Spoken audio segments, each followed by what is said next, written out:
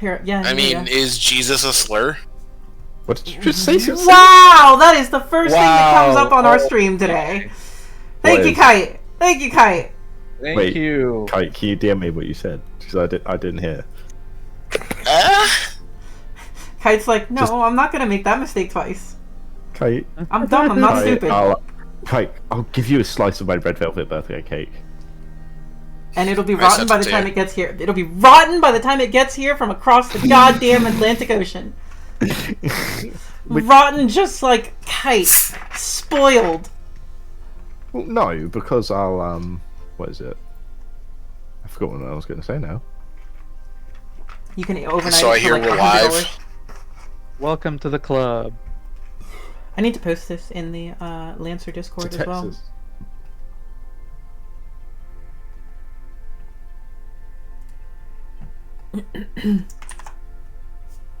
Wait a minute, why did it not do what I wanted it to do? I'm upset. I'm upset. Just thought, okay, too late now. I just thought of an even funnier song I should have used for my my theme song, but it's fine. I've not even started editing it, so if you want to send it. No, that I think the one I sent you is more fitting. I was just thinking of fucking Invader Zim. Oh, for fuck's sake! I'm gonna sing the Doom song now. Doom, doom, doom, doom. And nobody else is excited as I am. I am not scientifically possible. That was one of the first movies me and Mac watched together. Oh. Guys, stop Was my that heart. song the song at near the end of the movie? Was it the peace song? The peace song? Or am I tripping here? Oh no, yeah, they have like some like world peace song at the end of that movie. But the Doom song is like from the first episode of the show. Guys, please don't. Please. My heart can only melt so much. What? I'm talking to Mako and JJ because they're such an adorable couple. They're an adorable couple! Oh god, the fan club grows. Yeah, Yeah, okay. the fan club grows. I'm part of the Deimos fan club. Does that count? There's a fan club? No, because There's a Deimos is fan French. It club doesn't for count. Demos? Yeah, it's called the Please Don't Die, We Love You fan club. I'm part of that fan club as well. I am also part of that fan club. I'm part of the, oh god, this might be the one where Deimos dies. Every time I write a Lancer title, it's like Lesson of Exigency, episode 6, and I'm just like, is this the one where Deimos dies? I really hope not. That's just gonna be a running gag now. You know, Sin, if that happens, you gotta do like the whole It's Always Sunny in Philadelphia intro card. I really do. Yep, the one where Deimos dies. Although, we'll have to do like a gag where like we say the one where Deimos dies, and what actually happens is like somebody just rolls a charm check so high that Deimos just goes red in the face and dies on the inside. Something like that. So like everybody's like, oh god, Deimos finally dead, I have to watch this one. And then he's not actually dead, and then later on when he does die, assuming he does, hopefully he doesn't, but when he does, if he does, then that we won't say anything about it. It'll just happen. I mean, you never know. Technically, he dies from the game, but actually, he just found a soulmate and then went off to live happily ever after somewhere else. Yeah, he went to that great farm in the sky. Yep. I was about to say. He went to the doggy farm. Yep, the doggy farm in the sky. Anyways, so today we are not having a normal Lancer session. Today we are plapping. Thank you, Spartan. I'll wait for that to finish playing. I will wait for that to finish playing. Get pregnant, Okay. get pregnant, get pregnant, get pregnant. It's tradition. So today, we are not having a normal Lancer session. We wanted to do something for those of you who wanted to learn Lancer, who are interested in why we are designing our mechs the way we are, and the thought process behind our mechs. Maybe give you a little bit more history on our characters if we feel like it. I don't know. We'll see where this day takes us. Hi, Half-Truth. Mako. But for sure, License Level 2 is probably the biggest two. There are two big level ups that happen in Lancer. License Level 2, where you get your first frame, where your mech like dramatically changes. And License Level 3, where you get your first core power. Those are probably the biggest two adjustments that happen to your character sheet in the entire game. So knowing that, we might do another one with license level 3. I don't see us doing a whole lot in the future unless this is popular and people just want to see why we're pathing our level ups that way. But this one for sure, this is the big one. This is the one where like this is for all the marbles. This is the one where we really changed up everything. So I'm gonna start with who has the least amount of time to be here. Anybody on a timeline? I think it's probably Spyglass, because you need to be asleep at some point because it's like. Do I? Isn't it like literally butt sex in the morning where you are right now? It is 4 to 1 in the morning. Right. What is your sleep And? schedule like, friend? Wait, I'm supposed to have a sleep schedule? What is sleep? Okay, never mind. We're gonna make her last, just out of spite. Just out of spite. Fuck her sleep schedule. We don't stand her no more. No longer friends. No, she's still a tier 3 sub though. Still a tier 3 sub. So we love that. We love that. Thank you for your support. Good girl. We're gonna start with Francis Day. So up until this point, I'm now interviewing you. I'm now interviewing. I know he hates being called Francis Day. That's the you get several names for your characters. You get your character's name, Francis Day, the actual guy. You get your call sign, which is what we call you in combat. This is what all your friends call you when you're trying to get things done quickly, and that's Starry Night. And then you also have the name of your mech. If I remember correctly, your old mech was called Rhythm of the Moving Stars, and that was kind of a hacker mech. You were in the Komalungma. I like to call it the Chomalungma because it sounds more like a meme. But having said that, I'm going to open up your character sheet, and I see now that your new mech's name is A Very Private War. And it's a small mech. This is a half-size mech. You tiny. Technically, this could be the size of a human. That is your choice. The sizing is meant to be kind of ambiguous, but half-size can be anything from a power suit to a slightly bigger power suit, and most mechs are at least as tall as a story or two. So tell me about it. Tell me what's going on. What have you changed? Why did you change them? What direction are we trying to take our mech? What's your intentions here? Your friends need to hear this too, because other people leveling up right now might be like, oh shit, you did that? Well, that tells me I don't have to worry about that aspect, and I can rely on you to do this. And we do want to be a team. Teamwork's important. Lancer is definitely more of a team game than a lot of other tabletop RPGs. So let's start with Francis Day. Tell me about you. I'm just sitting here like, yeah, talk about myself. Originally I was in the Chungmalungma for 2 reasons. One, I didn't want to be in the Everest or the the Sagamartha. One, because I think the Everest didn't fit with the kind of thing I wanted to do at the time, and the Sagamartha just too big and bulky for how quick I wanted to be. Because I was going into agility and systems, which is the speed and the hacking stat. Yep. So yeah, I was kind of a flex of I did some hacking, I did some smoke bombing, and I did a little bit of everything. I tried to be very utilitarian, and I think you were the only hacker on our team. There were supposed to be one other person who was supposed to be hacking, but they just never made it to sessions apparently. Mm-hmm. Yeah, but moving from that, the mech I wanted to go into is what's called the Sagittarius. It is hey, do you guys like their Marvel movies? Mm-hmm. You know Hawkeye, the best Avenger? Yeah, the Sagittarius is basically Hawkeye, but if a mech. Debatable. As an example. No, fuck. I do not allow Hawkeye slander in this stream. Hawkeye is a pivotal part of the Avengers, and he deserves to be there. Anybody who says otherwise is incorrect. Debatable. Sorry. Who's Hawkeye? Is he like that Ronin jackass? Technically, he's Ronin. He's Ronin when he gets all sad and mopey and wants to kill people. Edgelord arc. Yeah, basically. Other times he's just like the more human element of the Avengers. Regardless, I thought he was HR. Crew is currently trash talking Hawkeye. Hawkeye is an Avenger? I thought he was HR. Fucking hate it here. Anyway, so when I say I'm basically Hawkeye, my mech only has 2 weapon mounts. One of which is a flex mount, which I have shroud missiles on, which I love me free fucking smoke for 1 heat. It's real nice. The other thing is an integrated mount called the Black Jacket Combat Bow, which I get a bunch of special arrows that do special things. I imagine you're showing off my character sheet. Yeah, I've got your character sheet open right now, and I'm literally scrolling over Yep. these things as you describe them.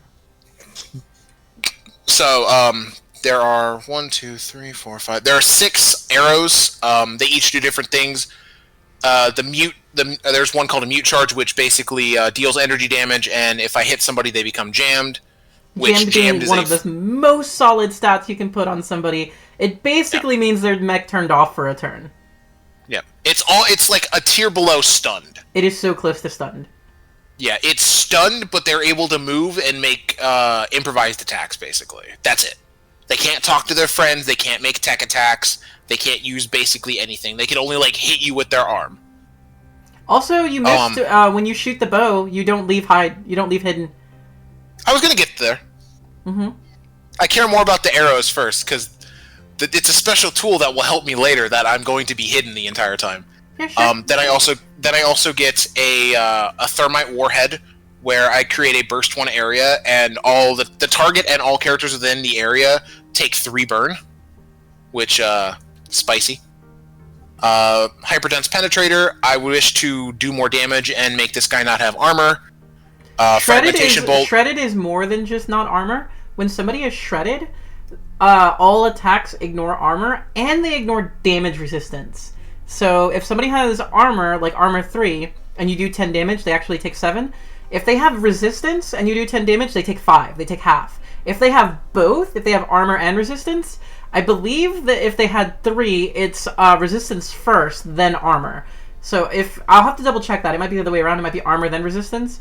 But if they have both, and it's resistance first, then they only take 2 damage.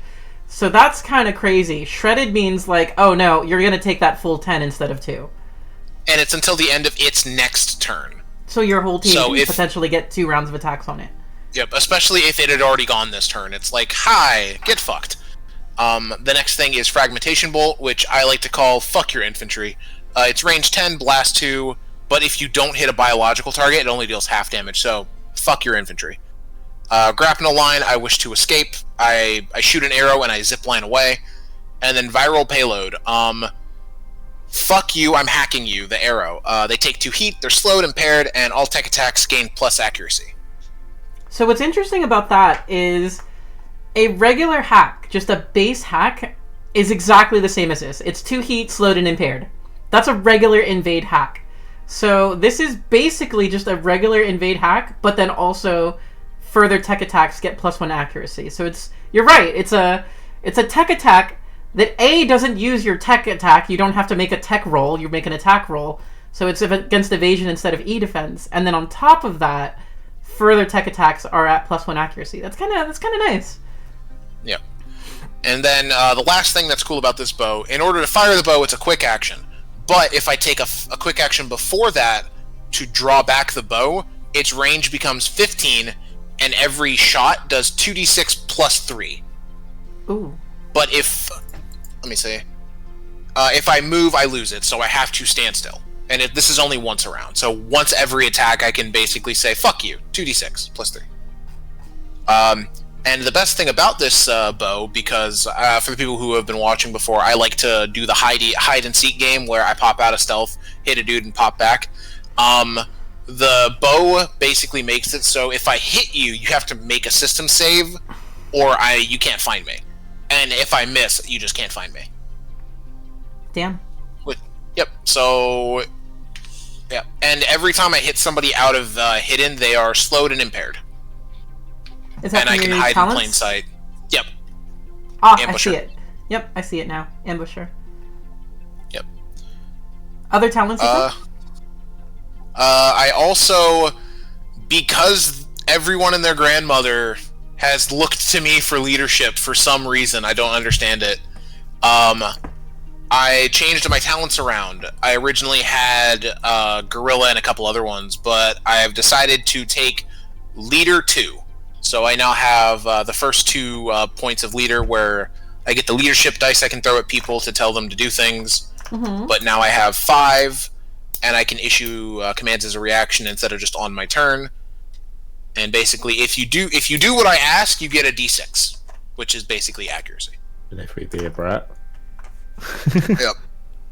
And then the last thing I got, because having more trick arrows is fun, I got Walking Armory, which I got 3 more trick arrows I have. So basically I can, 6 times? You have 6 arrows from your base quiver, and then Walking Armory gives you the ability to modify a main weapon. And the bow is a main weapon, so this is effectively...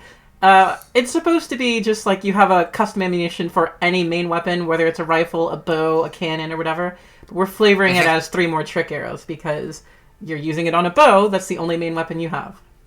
Yep. Which I get Thumper, which is knockback 1 and explosive damage, Shock, energy, it deals energy damage, and an adjacent targets against adjacent characters against the target take 1 energy damage that's armor piercing. So you stood next to your big friend and now y'all took 1 damage. Fuck you. And then Mag, which is it gains the arcing tag and deals kinetic, and that's the one I don't care much about. It's okay. Arcing is nice because it can ignore line of sight. Yeah, but I think the bow already kind of does that. Does it? I think the bow. Oh, Yep, it already has arcing. Yep, fair enough. So Yeah, you don't really care. And Yeah, it already does kinetic damage, so that one changes nothing. Never using that ever. Might use it on the Shroud Missile. Wait, no, the Shroud Missile also has arcing.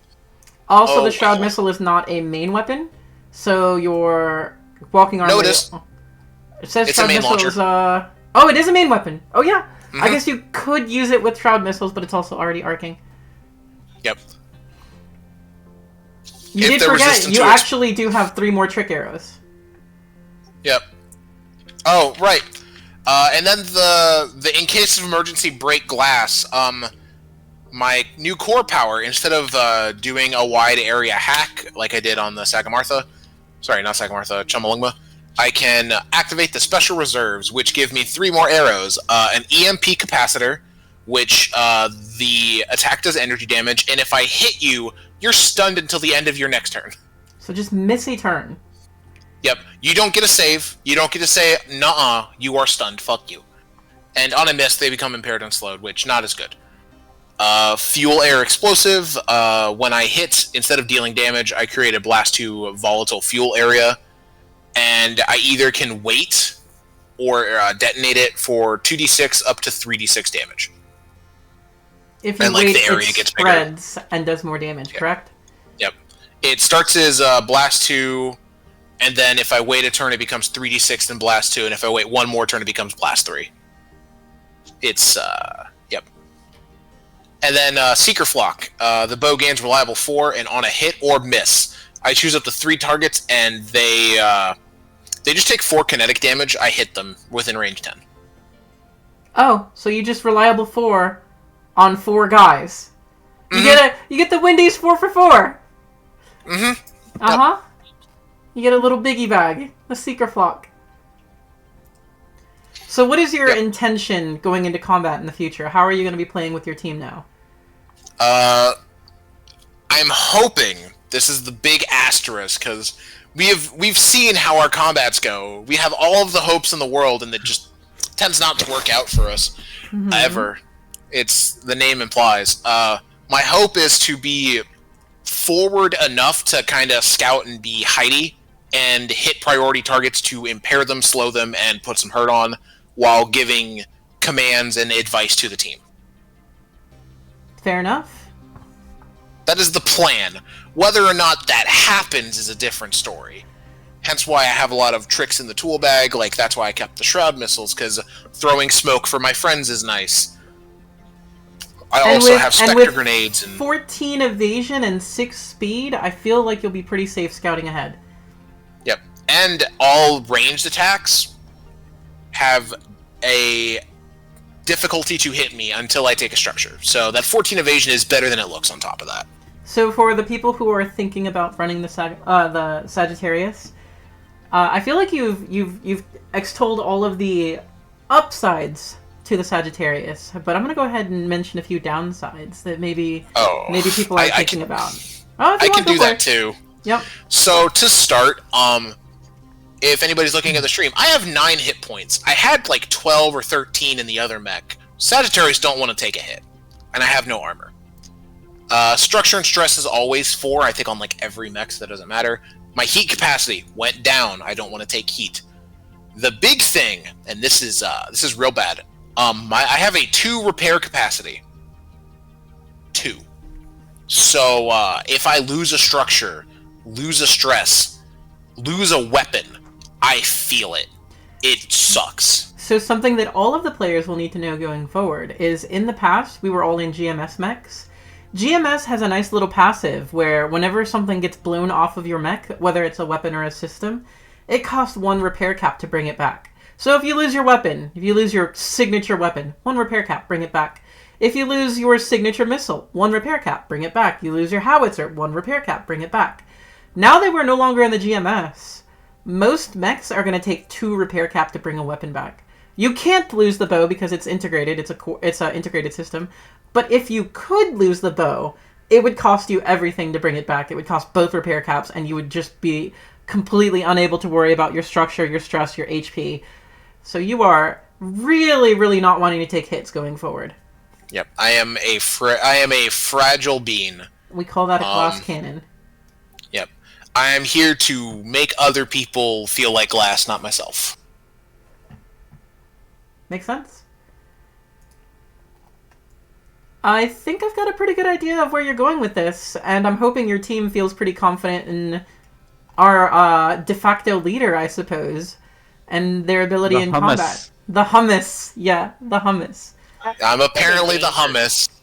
Did you guys have any questions about tactics going forward, playing with a very private war, the new mech? No. I love the name. No, it's been going good so far. I mean, like, Fair enough. acting as like the pseudo leader of the group has really kind of worked out. I just wanted to make sure that everybody was understanding what he'll be bringing to the next combat, because he's no longer going to be hacking quite as much. Anybody want to volunteer to go next? I'll go next, I guess. Sure.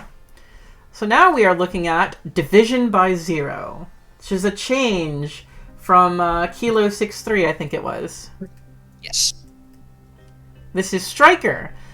And you, I'm going to need you to be very careful about what you say here, friend, because I will be doing damage directly to your pilot if you say things that you're not allowed to say. Winky face. Still going. Oh, that is never going away. Unless you guys make it go away. No, I think I like him this way. Right. So where do I start? So, Division by Zero. Stats-wise is a direct upgrade from the previous mech I had. So Kilo 6-3 was the Sagarmartha, right I had. It is. It was the hardier starter mech.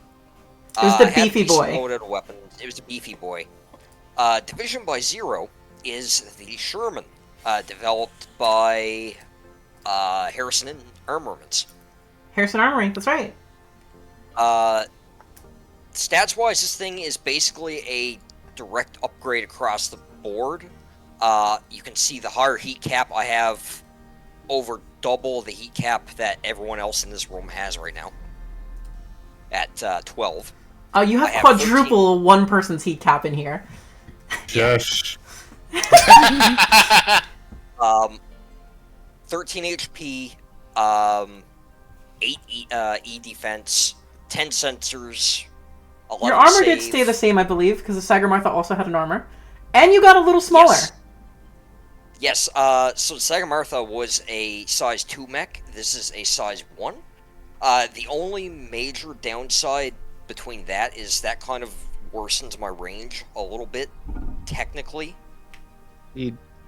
And I lost some speed. The last mech I had was speed 4, this one is speed 3, so I move a little slower.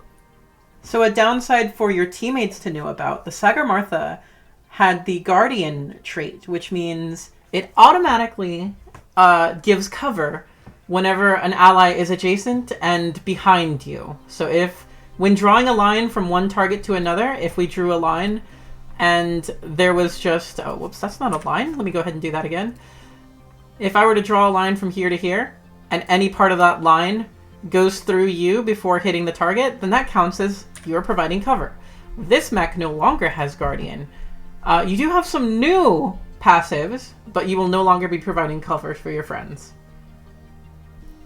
Spooky! Yeah, so Hello, Spooky. Oh, it's spooky. I think she's It's at work. so I'm going to get into, before I get into my passives and everything, I'm going to get into my loadout, because I am carrying 6 weapon systems on this mech. Because, you know, you need that many. You do. So, I have 3 integrated weapon systems. The ZF4 Solid Core, it's a main cannon. I have a fuel rod gun, which you saw in action in the last episode, hopefully. Mm-hmm. A prototype weapon level 2. Mm-hmm. And then I have a flex mount mortar. A main weapon mount is my soul pattern laser rifle. And my heavy weapon mount is my new Andromeda pattern heavy laser rifle. So you're saying a lot of words and they don't mean anything to me. Tell me what these things do. So, yeah, I'm going to go through them all now. So, the ZF Solid Core. This is a interesting weapon. It's an ordnance weapon, which means I can't fire it after I move. I have to brace myself and stay in position to fire it. However, this is basically the definitive edition of I'm a charging my laser. Blarg. If anyone even remembers that meme anymore. God, I'm old. Dr. Octagonopus. Dr. Octagonopus! Blah! Exactly. So every time I stabilize with my mech, I gain 1 charge on the weapon. I start off with 1 charge, and I can generate from 1 charge up to a maximum of 4 charges. Every time I generate a charge, it increases the weapon's damage by 1d6, and increases the range by about 4 spaces. So that means on a charge of 4, I do 16 range in a line that hits anything that is directly in that line. Could be ally, could be enemy, which makes it really difficult for positioning for the rest of the team. However, when I fire that, I'm rolling 4d6 energy damage. So potentially 24 damage. It is not armor piercing though. No. But that's Yeah, still but most a things don't have lot more of than damage. 3 armor. I'd like to point out for the classroom, most things don't have, at the highest end, more than 3 armor, save for, like, 1 mech, which is weird. So, still rolling maximum, you're putting 21 damage into the beefiest man on the board. Correct. Just saying. That's not all, folks, but we'll return to that one afterwards when I get to my passives. Fuel Rod Gun. You saw this one in the last episode, like I said. This allows me to clear 4 heat. The main concept of Division by Zero is I'm going to run hot the whole bloody time, and I'm going to have fun doing it. Fair enough. So, the big thing is I generate a lot of heat. This Fuel Rod Gun helps me dissipate it. So something time very I hit- interesting to know about the fuel rod gun is there's a little symbol here that says 3. There's range 3, and then there's threat 3. Threat 3 means it can be used for an opportunity attack everything normally has a threat 1 by default, but threat 3 means if somebody is walking 3 squares away, starts their turn there and starts walking, you can actually use your fuel rod gun as a reaction, meaning you don't have to use it during a skirmish, you don't have to use it during a barrage. You can use it between your turns to clear heat, if the opportunity ends up happening that way. Yeah, I can, if an enemy unit just walks past me, I can bonk them on the head with a nuclear fuel rod, so that's always fun. My next weapon, my integrated, prototype weapon number 2, it's a main rifle. So, this weapon is an experimental prototype. I got it because of the prototype weapon I have in Engineer. Mm-hmm. That's from Engineer. That's correct. So this one has a threat range of 1 for the reaction shots, like Synapse just stated. It does 1d6 plus 2 damage. I'm not really sure what that symbol means, beside the 1d6 plus 2 there. I'm sorry? There's a symbol there. The three? It's not The like three dots? Yeah. That is variable. The reason it has that is if you go to your pilot talents, go to prototype, under engineer, you actually have to choose this at the start of every session. At the start of every session, you get to re-roll your prototype weapon. You roll a d6, and you add 2 to it. That's how many shots you have. So right now, it says you have 3 shots because the minimum you can roll is a 1 plus 2. So that's why it says 3 shots right now. But you might have 8 shots of your prototype weapon. I don't know. You do that at the start of every full repair, which is a long rest. However, in addition to that, you do get to choose whether it's a melee weapon, a close combat weapon, which can actually close quarters ballistics weapon, I believe it's called, which can be used for reaction attacks, a rifle, a cannon, a launcher, or a nexus. It does get to when you full repair it, you may choose a new weapon type, damage type, and either threat 1 for melee or range 10 for all other weapons. So you get to choose, is this going to be melee, is it going to be ranged, and what kind of damage is it going to be? And the damage that you get to choose is your choice of kinetic, explosive, or energy. You do not get the option to choose burn. I know that burn is super appealing. It's one of the strongest weapon type or damage types in the game. But if you go against somebody, if you're going against a bunch of enemies that you know have been, oh, these guys are resisting energy damage, these guys are resisting energy damage, then you just say, okay, fuck it. This rifle now does explosive damage. And you can do that between full repairs. Oh, she explained it better than I would have. So yeah, that's what that symbol is. The little 3 dots. Since you were asking about the little 3 dots. I appreciate it. I actually didn't know that stood for variable. Mm-hmm. The next weapon, it's nothing special. It's just the mortar, the basic mortar I've been carrying on Kilo 6-3 for the games I was using him in. It arcs, and it's an inaccurate weapon with a blast radius, so I can shoot over walls, hit targets I can't really properly see, and hit multiple targets at once, which is also another blast radius threat for allied units. So something else to be careful of there, guys. My next weapon is the Soul Pattern Laser Rifle. This is one of the weapons exclusive to the Sherman. It is a energy rifle that deals 1d6 energy damage and does 1 burn. Sin was just mentioning how burn is pretty strong in this game. So the reason why burn is so strong is twofold. Number 1, burn has armor piercing. So you can basically say that this is 1d6 plus 1, and that 1 is always going to hit. So if somebody has armor, let's say they have 1 armor, and you roll a 1 on the die, that means the energy is at 0, the burn still goes through. And on top of that, at the end of their turn, they have to try and stop the burn, or they take more damage. Thank you. And the downside with this rifle, however, is I generate 1 heat on myself every time I fire it. For most of the other mechs here, that would be a problem. For me, I want this. You wish to catch fire and light the world ablaze. Oh, you have no idea. I have some idea, but I understand. We've met Haku, we've met Salt. Yeah.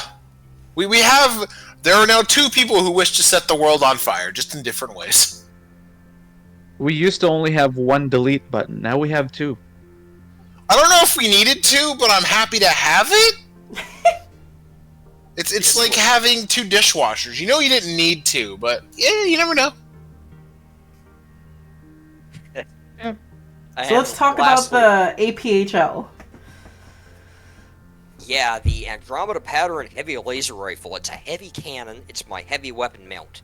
This is exclusive to the level 2 of the Sherman chassis. This is a 12 space range, 2d6 energy weapon that generates 3 burn on a target and generates 3 heat on myself. That is a It's stinky basically- amount of damage, man. That is a stinky amount of damage. Yeah, it's basically just actually, if you read the lore, the Andromeda pattern heavy laser rifle is basically just a second soul pattern laser rifle stapled to another one. That's actually so. What's interesting about that is looking at if that's true, which I believe you. I believe that's true. Then 1d6 plus 1d6 equals 2d6, and 1 heat plus 1 heat equals 3 heat. I'm sorry, and then 1 burn plus 1 burn equals 3 burn. That's very interesting. It's extra range. The range goes up by 4. By 50%, yeah. And so that's basically all my weapons. I have a lot of straight shooting, hard hitting energy weapons that generate heat. But that is because of my passives. The Sherman, like I said earlier, thrives on running hot. So with that, I have 3 passives. Superior Reactor. I gain +1 accuracy on engineering checks and saves. That helps me save my ass in case I overdo it and cook myself. Fair enough. I have the Matter Stop. When the Sherman clears all of its heat, I may choose to receive heat equal to half its heat cap, putting me in the danger zone immediately. And that is because of the one major ability I have here. Where You're is thinking it? of your talent, Nuclear Cavalier, maybe? Yes. So. Yeah. Okay. I'll get into my. I'll finish up. Actually, I'll go into Nuclear Cavalier now. I might as well because Sure. it's easier to explain it there. So, I've been going into the Nuclear Cavalier skill tree and maxed it out. That's because Nuclear Cavalier is really damn fun, but high risk, high reward. On level 1, I get Aggressive Heat Bleed. The first attack roll I make in my turn while in Danger Zone deals +2 heat on a hit. So I overheat enemy mechs when I hit them. I think Salt also had that one. I have, in level 2, Fusion Hemorrhage. The first ranged or melee attack roll I make while in the danger zone, which I just stated I can immediately put myself to, deals energy damage instead of kinetic or explosive damage, and additionally deals 1d6 energy bonus damage on a hit. That means that ZF4 Solid Core can deal 5d6 damage to a target. That's kind of stinky. I can potentially do 30 damage to a single target. Division by 0. Do you see that enemy? I don't want to. Aye, aye, sir. Enjoy your accuracy. Fucking delete that man. And Division by I have 0, there's enemies in that direction. Delete that direction, basically. Great Square deleted. And lastly, I have here, Catch. My Which is the modified, fuel rod cannon. yeah, that is what gives me my fuel rod gun, which allows me to cool myself and keep myself from overdoing it. So that's the big thing going on with this mech. The other abilities I have are the engineer for my custom gun, as we talked about earlier. Mhm. The third passive I have is Vent Heat. When I stabilize the Sherman or I exceed its heat cap, I gain the benefits of soft cover until the start of my next turn. Huh. So I can kind of conceal myself with the steam, I guess, from the venting process. That's crazy.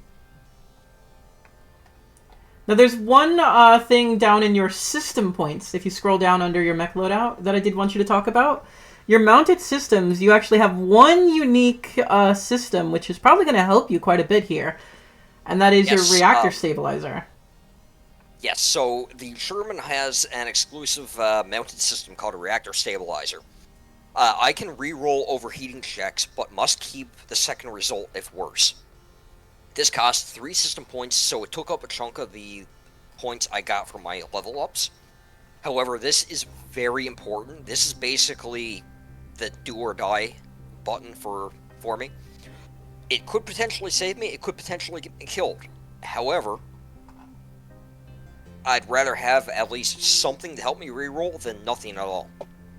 I think we Because, had a point in our practice session yesterday or the day before where you rolled a 1 on your structure roll on your second structure and it immediately destroyed your mech. If you ever happen to have that happen for a stress check instead of a structure check, where on your second stress you get an immediate reactor meltdown, that would be the one where you're like, I'm re-rolling this! Yeah. I wish not to explode. Mm-hmm. Exploding is illegal in this zone. Tell that Haku. I can't police Haku. I'm trying, but goddamn, he don't listen to me. No, nobody speaks for Haku. Haku speaks for Haku. That's true. Yep. So I think the last thing to talk about here is your new core power. Tell us about that. Yes. So I have Core Burn Protocol. So when I use this, my ZF4 solid core immediately generates 3 charges to a maximum of 4. And additionally, for the rest of the scene, I have Stabilized generates 2 charges instead of 1, because I generate a charge with the solid core every time I stabilize. So I generate my charges instantly, I generate them faster for the rest of the fight, and then all terrain, objects, and deployables take 10 AP energy damage per charge on hit. So I can just delete buildings, structures, deployable units. So the most interesting thing about that one is, if we go back, and I'm going to pull something up here, I know that we had cover was deployed several times in one of the missions. If the enemies happen to be deploying cover, most cover only has between 10 and 20 HP. So immediately taking 10 armor-piercing energy damage would destroy this deployable cover. And if the core power is active, it's not doing 10, it's doing minimum 20, because let's assume you're at 0 charges. 2 charges put you at 20, so they would take 10 AP energy damage per charge on a hit. So what this says is if division by 0 is up in front and the enemy has a bunch of walls, no they don't. 40 damage. Mm-hmm. Straight down the line. Literally remove that direction. Reduced to atoms. I need a door. One hole in the wall coming up. Superior by design. That is such a great ability. So yeah, I am the squad's door kicker. I'm the squad's artillery. I'm the squad's kill this man button. But the biggest weakness I have is my strength. Because I'm so focused on juggling my heat. If I get hit by multiple tech attacks and start building up heat that I don't intend to build up, it can seriously screw me over. Which is the biggest downfall with this mech is, like, if I need to generate heat on my own terms. If I'm building up too much from the other side, it'll force me to try to restructure my plans for the next turn and such. JJ, can we rename your mech to mods? Because then, like, if we want something gone, we can just go mods. Can we ban this guy? Oh my god. That's amazing. Wait, So I'm gonna, Mr. Moderator! just like before, when we finished with our last friend, A Very Private War, I'm gonna go over some of the downsides that I see here for the mech. Number 1, and this one's kind of glaringly obvious in my opinion, is your evasion is a 7. That means that the majority of attacks on a D20, assuming no accuracy or no inaccuracy, your enemies have a 65% chance to hit you. So the majority of attacks will be hitting you. You do have armor, sure, but it's only 1. So if you're taking 10 damage, it's 9. If you're taking 6 damage, it's 5. And that adds up real quick. So you don't have a lot in the way of evasion. Number 2, speed is super duper low. A 3 speed is so rough. You are going to be slogging, my friend. That wasn't nerfed from my last mech. Sure was. And number 3, your E defense is also not very high. You are just a little bit of a, not a glass cannon, you're kind of like a beef cannon, in that most of the normal shots are going to hit an evasion of 7, most of the normal hacks are going to hit an E defense of 8, And sure, you do have a pretty good HP pool. Sure, you have a pretty good heat pool. But if things are continuously hitting you, you'll be draining through that real quick. Because even in the past, we've had enemies with just basic weapons doing 6 damage on a hit. So 2 of those and you're at 1 HP. 2 of those and you're at 3 HP because you're armor. 3 of those and you've been structured. And then the hacks are going to be the same thing. I don't think you'll have to worry so much about the hacks because your heat cap is so high and most hacks only give you about 2 heat. Your fuel rod gun should cover because you can basically heal that damage with your fuel rod gun. But how do you heal hull points? We don't have a fuel rod gun that heals hull points. We have a fuel rod gun that heals heat. So those are my thoughts on the weaknesses. I'm sorry? You're just not using the fuel rod gun hard enough. Those are my thoughts on the weaknesses of the Sherman. And maybe we'll see it plays out differently, and I'm wrong, I'm off base here, and I hope that things go really well for you. Did we have any other questions about our new friend, Division by Zero? Anyone want to know about the tactics that he'll be employing, where we expect him? Because it sounds like you're a pretty frontline, mid-range kind of character, I think. Oh yeah, and especially when I get to future, out of all the weapons I have right now, I have despite all the big fucking guns I have, I get a bigger fucker gun at tier 3 on this thing, and I cannot wait. You're talking about the Tachyon Lance, I think. Tachyon Lance, yep. That's the one. Now sung by Death Grips. Tachyon. Any questions, guys, or can I move to the next mech? I believe that's everything. Starry Knight, any questions? Don't die. That's not a Got question. the full idea. No problems. There was a question mark at the end? On the topic of not dying, I feel like going into Deimos' changes is going to be really interesting, considering how rough he's had it the last few missions. I've So why never don't we seen go a there man next? so fucked. So I'm opening up our new mech, Phantom of the Swan Lake. That's a great name. Hello, my name is Dimos Buclea Aleri Notos Lacra Marwa. You killed I my am father. the- Prepare to die. I am your friendly neighborhood punching bag, apparently. Yes, so Demos has been having it rough, like they've said. I've spent most of the missions barely surviving, and some even question how I'm still alive. Blowing myself up one time, by the way. Anyway, originally I was in the GMS Everest with a melee build, with a couple of swords, a couple of I think I had a Nexus and a pistol. Don't remember exactly, but I had a backup ranged weapon. These had mounts the, don't survive very long. You had the glaive from the Sabre, if I remember correctly, as a ranged throw. Yeah, weapon. that was license 1, and then I removed the pistol and put on the glaive along with the Nexus. Mm-hmm. But like I said, these mounts never survived. I spent most of the last mission. I think I spent all the last mission with one mount, which is the heavy charged blade. And I would quickly lose my structure. I would roll so poorly that now I've decided to go for a tankier build, I suppose.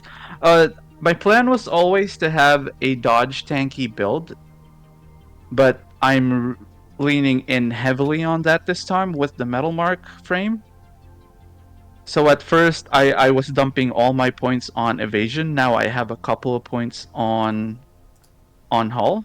Mm-hmm. So I have a little bit more HP now. I took personalizations in my anyway, I think I'm jumping around too much. At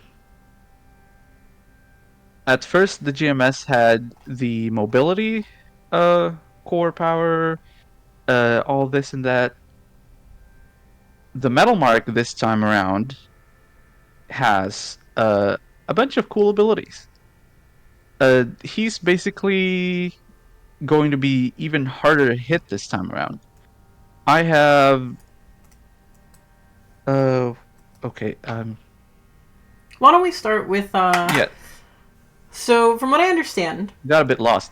we originally were buying into the Sabre frame, but it just wasn't working out the way Yeah. that he wanted. That used to have reliable damage on his signature heavy charge blade, but having a mostly melee build wasn't working out too well. So we've changed that, gone into Metal Mark, and let's talk about your weapons, because I see a new thing here that I don't remember seeing before. The rail rifle? Ah, yes. Rail rifle is was that license? Yeah, that was license Metal Mark 2. Hmm. And it's simply just that. It's a line 10 gun with 1d6 plus 1 damage and gives me 1 heat. Uh the heat is going to be a bit of an issue for the Metal Mark because the downsides with most if not all SSC frames is that the heat cap and the E defense is pretty low. Okay. And the repair caps are lower too. But at the same time, with how survivable I am, I can use my uh flash cloak. Was it? Yeah, I'm invisible while moving. Plus, there's a couple of talents we'll get into that later. But currently, any Overwatch attacks against me will be very difficult, so I can weave in and out of a fight. So if I wanna stabilize, I can just leave. Anyway, the rail rifle, just simple as that. It's a gun. It's line 10. I can hit multiple targets in a line, and simple as that. For the more interesting weapons I have currently, I think, are the shock knives on my ox mounts. Mm-hmm. They're this was mentioned before for striker. Burn damage is really strong, and that's what I have on my shock knives. They don't do much damage, with doing only just 1 energy damage, but it's 2 burn for each knife. So if I hit both, that's burn 4. And basically, right now, I wanted to go for big damage for with my swords, but seeing as how unreliable my rolls were, I was waiting for the laughs, but okay. I was just The 4 listening burn very damage- intently. Yeah, the 4 burn damage is gonna be basically a damage over time. If you were thinking like say D&D or some such, this would be like a poison damage over time type thing, or other RPGs. Sure. But yeah, there's a plan for that on license level 3 though. But that's not important currently. I still have my heavy charged blade, just armor piercing blade, ignores armor, 1d6 plus 3 damage. It's simple, easy. But the big thing that I invested into this time are in my talents. I had Pankrati, which will allow me to gain accuracy against immobilized or slowed targets. I'm hoping that we'll have more people this time around with slows or immobilized, so I can make use of that more often. But I also have the second level for Pankrati, which is VD. Once per scene, I can use Valiant Charge as a free action to move up to twice my speed. So if there are any backline targets that we want to take care of, even if I don't do that much damage, engagement imposes difficulty on the enemies. So, and that will also slow any enemies that I hit stop next to. So, my goal, including with Blade Dancer, Skirmisher, Shield of Blades, basically any time that I haven't attacked yet in my turn or am engaged with an enemy, I will have soft cover. I will always have +1 difficulty if I'm in my preferred areas. If uh, and my goal there is basically to be as much of a pain in the ass for the enemies as possible. I'm gonna be right up in there, fishing for opportunity attacks before I attack myself. Which what's the word? I forgot the word. Synergizes. Yep, synergizes with the Metal Mark's frame trait Carapace Adaptation, which, when the Metal Mark is in soft cover, ranged attackers received +2 difficulty instead of +1. And uh, yeah, so that's the plan. I'm gonna be a huge pain in the ass if I get into any crazy dangerous situation. I can use uh I can use my reactive weave. We're going into my mounted systems now, which synergizes with oh, it's just a reactive weave. But anyway, when you brace, you become invisible until the end of your next turn and may immediately move spaces equal to your speed. So yeah, I'm gonna be in there with the enemies. They're gonna have difficulty hitting me, and if they actually do, I can brace and just become invisible, move away until the end of my next turn. So the way I'm envisioning this is looking at all of your talents and such. Let's say we're on the very first turn of the very first round of combat. It sounds like what you are looking to do is before making any attacks, you might move into a position so that you can then move in a straight line with VD, twice your speed, and I believe your speed is currently a 6. So first you're moving 6, then you're moving 12. So you're 18 movement, turn 1, round 1. It does not say, VD's Valiant Charge does not say it ignores opportunity attacks. So people are going to be shooting at you, and you've just moved 18 to plan that, because you want them to shoot at you. Because Battle Tempo says +1 difficulty to all those shots. And in addition to that, you haven't attacked yet, so you have soft cover to all those shots. And then when you land on an enemy, you continue to have soft cover because of combined arms. So right now, enemies are shooting you at 2 difficulty as you charge into the back line and slow a big target, causing engagement. In addition to that, Carapace Adaptation increases that difficulty up to 3. So now they're at 3 difficulty for these reaction attacks as you charge the back line and eat up all of their reactions, because if they shoot at you, they can't shoot at anybody else. And in addition to that, Flash Cloak says you're invisible specifically while moving. So reaction attacks are going to have to flip a coin.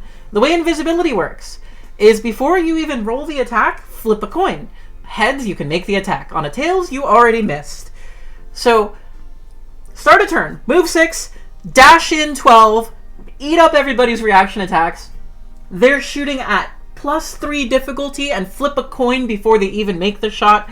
Good luck hitting me.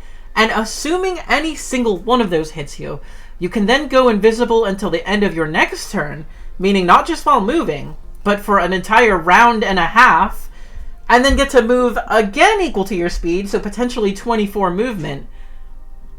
And this one also does not say that it ignores opportunity attacks, so if there's any opportunity attacks left over here, you can eat those up too. And this is going to be invisibility +3 difficulty. So that is quite a huge...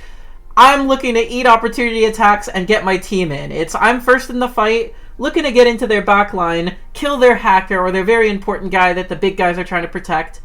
And while doing this, make sure that when my friends move, they won't be risking opportunity attacks. Because you only get 1 reaction shot per round, and if you eat up all the enemy's reaction shots, they don't have any more. Does that sound about right? Does that sound like where you're going with this? Because I feel like that's about... That is exactly what I was going for. I could not have explained it more succinctly myself. Gotcha. Yes, exactly. So it goes back to how our good friend Striker over here is actually a glass cannon, and he's pretty slow. But if the enemies don't have any reaction attacks Overwatch is what we call it, Mm-hmm. they can't do shit. He can just walk up right to them and they can just watch. Because I've already eaten their reaction attacks. And that's my goal. I'm gonna be that. You see that little mosquito buzzing next to your ear? That's me. Fair And enough. while you're busy swatting at me, my friend is stabbing you in the back. Or putting a hole through you with a charge laser. I'd also Yep, just like and- to draw attention quick to the meme I put in the OmniNet chat. I will post that. Oh no. I will Oh post my that. god! Holy Twitch chat. shit! Sam. Oh no! Standing. Oh That no! I'm gonna post that in the chat right now. Oh my god, Demos. The poor boy. Yeah, that. Here we are, folks. Here we are, crew. That is the running gag with our team. That's me. That's why I've been so Resident- quiet. Friendly neighborhood punching bag. That's me. But anyway. Last but not least is my core power. Tactical cloak. If I use this, I'm invisible. Every attack, whether it's Overwatch or regular, is gonna be a coin flip. And that's still on top of my difficulties. So basically, here's a synopsis of what I do. Oh, I'm in your threat range. Oh, you can attack me. Fuck you. There we go. So The other only changes. issue I have... this is just one of the weaknesses that I can see myself having. Is my E defense, which is at 6. Though I do have difficulties. Difficulties apply to E defense as well, right? If I remember that correctly. Mm-hmm. It's still low enough that even if the difficulty is pretty high, they still might hit me. So that's the one weakness I have. And the one thing to know about stacking difficulty is it might not do. It depends on the die. The dice kind of tell a story. It might not do as much as we hope, and it might do more than we hope. And the reason why is every difficulty and every accuracy rolls a d6, and you either add or subtract that to the roll. And if there's one of each, just consider them like antimatter and matter. They collide and disappear. None of them matter anymore. So let's say that you have your 3 difficulty. And the person has to roll 3d6. They choose the highest and subtract it from their roll. So if they roll a d20 and they rolled an 11 and they rolled 3d6 and one of those was a 6, and then now that's a 5, that won't hit your E defense. So you dodged it. Well done. But it is still randomized. It is still 3d6. So they might roll 3 1s. And what's the highest of 3 1s? It's a 1 minus 1 to this roll will still hit. So that's why I do want to let out a little warning. Stacking difficulty can be huge. But we'll have to see how it plays out. I'm not sure. And that's kind of the reason right there why I opted to put in some points into my hull for some more survivability. Now I do As see. well as because Okay. SSC only has one lower repair cap than the other mechs, and I want to be repairing my HP before I even lose a structure, because that's crazy huge to lose a structure. Makes sense. And I did want you to talk about, we have, I see something new under your system points, your mounted systems. Tell me about these flash charges.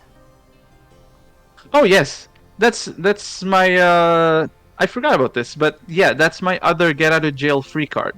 If I am ever surrounded by multiple enemies that are actually starting to damage me, or if I'm impaired or whatever, I can just use a flash grenade, and it creates a blast-free zone that blinds characters within that zone. So basically, they cannot see outside of it, aside from me.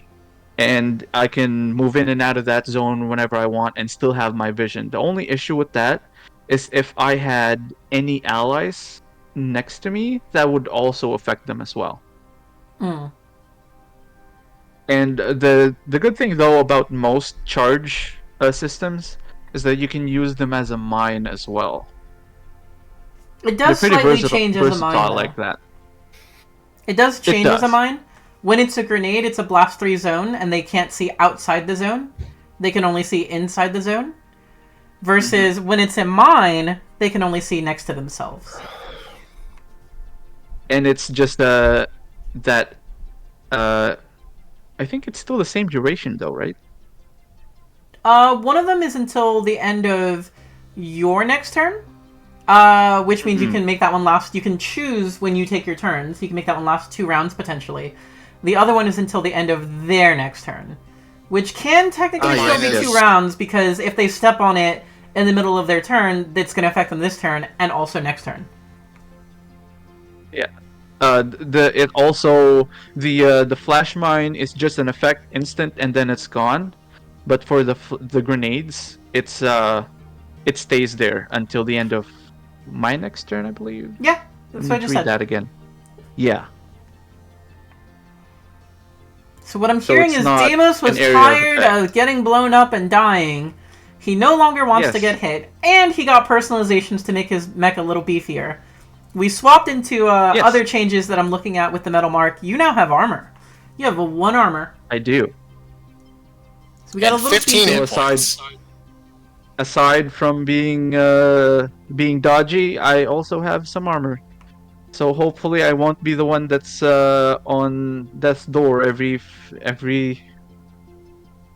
battle. I think that's important when you're a frontliner. Because melee people are often going to take the brunt of enemy attacks because you're in their face, so of course you're the threat to them. And in the past, the evasion was nice, but any attack getting through was just so much damage. A little bit of armor is going to make that go a little further, and a little bit of extra HP is going to make that go a little further as well. So talking about weaknesses, if you don't mind, that I see with your mech. And this is not you designed this poorly, this is just every mech has the strengths and weaknesses. You are correct. That E defense is so low. You are at risk to getting hacked like crazy. This big fat HP pool you have doesn't matter when you only have 5 heat. If your enemies are hacking you and you overload your reactor, your mech can still be destroyed real quick. And every hack is 2 heat. And in addition to that, we did take shock knives, which heat you up further. And in addition to that, you took a rail rifle, which heats you up further. So in theory, assuming you barrage, you shoot the rail rifle and then throw the knives or something, because the enemy's not in range of your heavy charge blade. So you do a barrage with your other 2 weapons, which are in range. And let's say they're range 5. You throw both knives at max range and you fire the gun. You are taking 3 heat, and at the start of their turn, if they hack you, you're now at max heat cap. If you happen to have overcharged that turn because you want to get another shot in, and they hack you, you're overheating in one round, which is pretty scary. It do be like that. And that's where the reactive weave would come into play, because that's, like I said before, that's my get out of jail free card, and that's my get the fuck out of there because you're getting hacked. You know. Okay, there's a little bit of thought there. I mean, it's not perfect yet. There's some work that needs to be done, especially my E defense. I don't think any mech is perfect. I think they all shine in different ways, and we'll see how it goes. My mech is perfect. I think everybody thinks their mech is perfect. You're right. You know what? All my children. Who the hell are is wonderful. Hawkeye again? The best Avenger, is that what I'm hearing? Hawkeye is literally the tits. He is the best Avenger. Okay. Debatable. Do we have any questions involving Deimos other than please don't die? Way to get that out of the way. Yeah. It's important. It is very We're all important. about Shinji. In that case, we are now going on to the only character who has not designed their mech yet. We will have that updated next time. Don't do it after the stream. However, Just leave it like this the rest of the campaign. No. let's go ahead and take a look at... This one is the Lich, if I remember correctly. Yep. This one's going to be weird. So let's start talking. This is Yeah. going to be Imogen now. You mean Imogen? Sure, Imogen. This is in no way related to Imogen Temelt from Crit Roll's Campaign 3, is it? I've never watched Critical Role. I was thinking it too. I Interesting. genuinely never watched Critical Role. It's just such a time sink. It's like, damn, I could be farming in an MMO right now, but no, I want to sit down and watch 9 hours. I just listen to them most of the All right. time. Just have my phone in my pocket. I only have seen the first episode of their first campaign. This roster up here. Huh? I just noticed that like Agir Noland isn't listed up in Oh. like, with the rest of the crew up here. Oh, is he not? Who? I don't see. Let me get in there. Who's What not? up, our genocidal Little engineer? Genocidal engineer. I don't have the image updated yet, so you're still a little dude. Well, Actually, I need should to talk- change your name because it's not Imogen. That is the name of your character, and we go by call signs. Yes, and my call sign is Whisper9. It says Mortis here. That is for the Lich. That's the Lich's name. It says the name of the Lich is Darkness Revealed. That shouldn't be not on my side. There's a lot of names. Right, Yeah, hold on a minute. You gave me pilot name Imogen, call sign Mortis, and mech name Darkness. Wait, did you just delete it? No, I just changed its name. Hang on a minute. Hang on a fucking minute. That's pretty careless there, Whisper 9. Shut up. Boo. Fixed it. Boo. Okay. So mech name Whisper 9. No, mech name is Mortis. Oh, you made the mech name Whisper 9. No, I swapped the two around because I thought Nope. Only I can change the call sign. You made the mech name Mortis. You are making The mech things name- more difficult than they need to be. how. I'm a tier 3 sub. I'm a tier 3 She's a sub. she's a tier 3 sub. She is a tier 3 sub.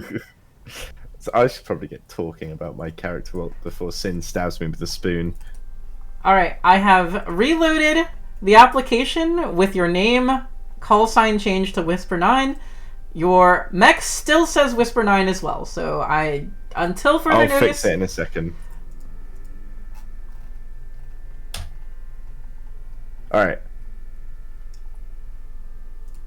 There's also 2 Mortises. Why are there 2 Mortises? Yeah, why are there two? I'm gonna I delete think one. it's on my pilot sheet. Nope, I'm deleting one. It's gone.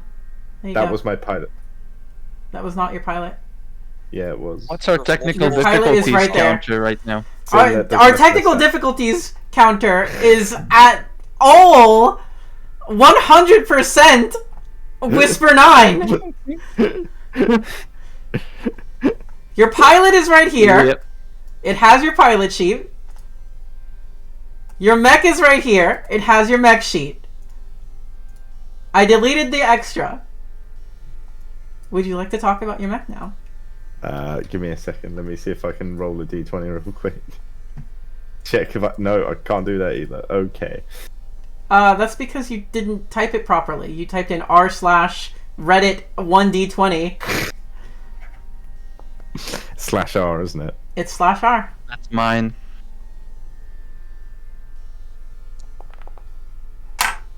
Oh yeah, there we go. Decent roll. Alright, on a 17, rocks fall. I'm joking. Alright.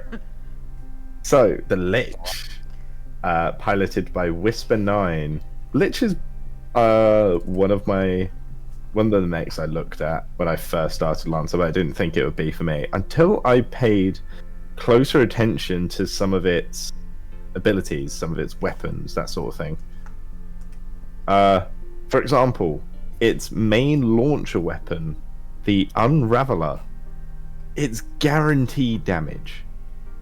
Because the Unraveler says, if an attack from this weapon would not deal enough damage to destroy its target or cause it to at least take 1 structure damage, it instead only deals reliable 2, even on hit.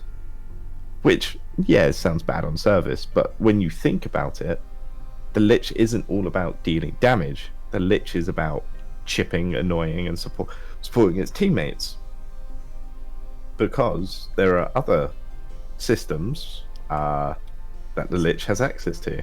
So it's 2d6. If this 2d6 kills you, take it. If it doesn't, ignore it, take 2. Yes. Got you. That's not bad. Like, for example, probably the main system I'm going to be using with Lich is Unhinged Chronology. The first thing is, as a quick tech it's a quick tech action, and it first says, Haste. I can choose a character within senses and line of sight for the rest of this fight, or until you take damage. You may boost once per round for free. That is insane. For the rest of the fight or until they take damage. So putting that on somebody like Demos, who's really hard to hit, just gives him a free move for the rest of the game. Yes. Which would also proc those opportunity attacks we were talking about earlier. So I'm seeing a little combo here already. And it also says, slow. I can choose a character within senses and line of sight. They must pass a system save or take 2 heat, become slowed, and become unable to take reactions. And I know somebody who really likes slowed targets again, Demos. And the effect ends if they take any amount of damage or make a successful system save as a quick action. Okay. So that is probably going to be the main system for the Lich. And I see a bunch of other stuff here. Anti-linear time, wandering nightmare. Alright, anti-linear time. Choose a character in senses and line of sight. They clear every single condition other than stunned that weren't self-inflicted, and I immediately receive all the conditions you guys cleared until the end of my next turn. That is ridiculous. So you say, hey, friend who is jammed, impaired, slowed, locked on, etc., etc. That's me now. I'm that friend. You go kill people. Okay. Until my next turn, so even if the thing said I have to save a save to get rid of it, no, it's just until my next turn. Fair enough. And then they just dissipate. Alright, and then finally, the last Lich exclusive system is Wandering Nightmare. I generate a Blast 2 zone of distorted time flow within sensors and line of sight. It affects everyone around me, other than me. Characters within the effective area cannot take reactions, and if they start their turn within this area, they must succeed a system save or take 2 heat and become slowed. So you're a new hacker friend, it sounds like. You're going to be slowing and killing people. Do you want to know something, Sin? The effect lasts until I take this action again or the battle ends. Oh, yeah. It's just there forever. It's just a cloud of heat and slow forever. And I can just go in it without any issue. And then, of course, I've given myself an AI, more for roleplay purposes, but it may come into effect sometime. We don't know. And then, of course, Eva module, because I made that mistake on Spyglass, not bringing it, and then we went into zero grav, and then I just couldn't move. And then, of course, Pattern smoke charges, because sneak. So, good thing to know about, for example, the EVA module that you're talking about, is you usually will know something about the mission you're going on beforehand. Okay. We were told we were going on a space mission on the flotilla, so that was kind of a signaler to let people know, hey, maybe take the EVA. But it was our first mission. So you get to actually modify your mechs before every mission. So that EVA module, if you decide, hey, I don't want this, I'd rather have 2 extra HP, you can totally take personalizations. Okay. That's something to know for players going forward. But usually you know a little bit about what's going on. You can make minor modifications. You're allowed to change any of your systems or weapons. And your pilot gear, too, right before a mission starts. Unless your GM says otherwise. If, you're being attacked right now, you don't have time, then obviously, just get in your mech. Alright, and now, the main reason for the Lich. The core system. Chrono Stutter. Drink deep and descend. When I activate this, I gain the ability to disrupt time for the rest of the battle, and once per round, when any character is successfully attacked, effects, or takes an action against another character within my senses, I may interrupt it before it resolves with the following effects. The character taking the action is pushed up to 3 spaces in a direction of my choice, even if they have immunity to involuntary movement. I can teleport to any space that was originally occupied by that character, or as close as I probably can, no matter how far away it is.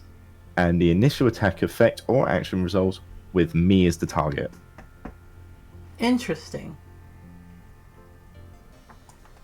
And I receive all damage, conditions, statuses, or statuses if you're American, and effects, and the action must be carried out without changes. For example, oh no, wait, no. Do I need to read out the example? No. Alright, there you go. That is the... So basically I'm like, hey friend, you know how you're about to take that hit? No, I am. Initiating this interruption does not count as a reaction. Mm-hmm. So this doesn't use your reaction for the round. No. You can do this just once per round. It's its own separate pool. Fair enough. It's gonna be an interesting, weird one. And then, alright, and then of course let's get into the traits. Soul Vessel. At the start of my turn, I set down a Soul Vessel as current location, replacing any previous ones placed. Once per round, as a reaction, when I'm hit by an attack, or fail a save, or check, or take damage or heat from any source, even myself, I may immediately just say fuck you to that. I then teleport to the marker, or as close to it as possible.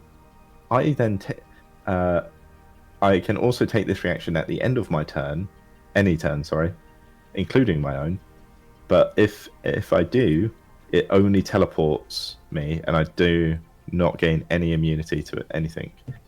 Unfortunately, I cannot take this reaction if I'm jammed, stunned, or grappled, or I'm unable to take reactions for any reason. So if you take any effect from anything in the game, it sounds like, once per round you can say, I teleported over here and I didn't take that. Yes. So you do the schoolyard equivalent of, nah, I had my anti-this shield on. But it is only once per round, so if you use it on... I'll come back to this, because I already see the weakness on the Lich. But go ahead. And then It's a phylactery. And then finally, my personal favourite bit about the Lich, and probably what Deimos probably needed. Immortal. Once per fight, in the round, after my Lich has been destroyed, it may just return to its soul vessel as a reaction at the end of any turn. Just any turn. It counts as teleporting. It also appears with full HP, no heat, 1 structure, and 1 stress, even if it had more when it was destroyed. If I died in the same scene, I will also return to life.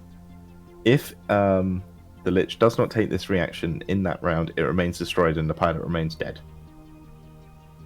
So in the full round after you have been destroyed, just come back. And if you don't, then you stay dead. Yep. Okay. And that's once per combat. Yes. Fair enough. Wow. That's the sound of the DM going, well, fuck. No. I see a lot of... because I know the system, I can see quite a few ways that this could end up being problematic. But we'll come back to that when we talk about weaknesses. Sin's gonna fucking spawn camp you. Normally I wouldn't read out stats because no one else read stats. But I have a speed of 6, which is 2 spaces faster than Spyglass was. Sure. My E defense is 14, which is fucking high. And Tech attack is +3 with sensors of 15. Mm-hmm. So this is a hard hacky mech. And my DC and my save DC for all my save stuff is at 12. That's pretty solid. My evasion's 10, so... Knowing that somebody actually is a hacker, I will probably end up... No, I'll end up taking the fuck you get hacked arrows. Crew has placed a well-aimed sniper. Do we move on to the next bit? Let's go on to your talents. So tell me about your talents. My talents. Yes, right. I completely forgot about talents. Right, give me a second. Narrative profile, tactical profile. Here we go. I have taken. So I'll do my 2 level ones first, and then I'll go into my level 3 one. Orator, the one Sin hasn't implemented yet, is You don't a see sort this; of- it's not on the page. But let's go ahead and talk about it. Yeah, I gain the action, fucking convincing rhetoric, once per round. If it'll let me. Hang on a minute. There we go. Now I can read it. Once per round, and the thing that triggers it is me or any of you guys take a scanned quick tech action against a hostile character. I can open an isolated communications channel with that target, and they will become impaired. They will last until they succeed on a systems check at the end of their turn. They cannot clear impaired any other way. Using this reaction again on a new character ends the impaired condition early on them, though. So the funny thing about this one is this one's very bard-like if you play D&D. And it This is literally not great. is open channels talk shit. You literally open a speaker in the enemy's cockpit and start talking shit, and it causes them to feel such distress that they are piloting their mech worse. So you are talking about their mother, about their wife, about their children. You are Or- awful.